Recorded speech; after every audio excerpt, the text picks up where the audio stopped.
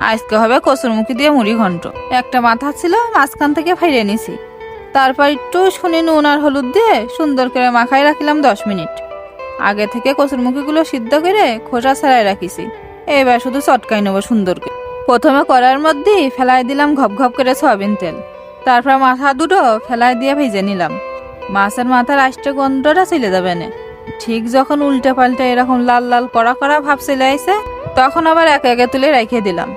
আর ওই তেলের মধ্যেই ফেলাই দিলাম 1 মুঠখানি পেঁয়াজ কুচি আর কাঁচা ঝাল জিরা। এবার নাড়ায় ছাড়ায় গায়ের কাঁচা ভাবটা চলে যাবে।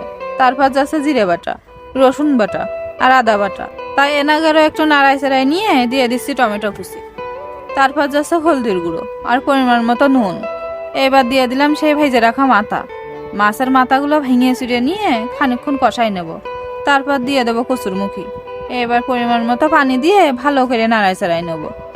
এই তরকারিটা যা স্বাদ হয় না, একটু বেশি করে পাতলা করলেই ভালো, কারণ নামায় রাখলে ঠান্ডা হলে যাবে না আর একটু ঘন হয়ে। এইবার সব নেড়ে চেড়ে ভালো করে থকবকে করে ফুটোয় নিতে হবে। দেখো তিনি কি দারুণ একটা লুক আইছে।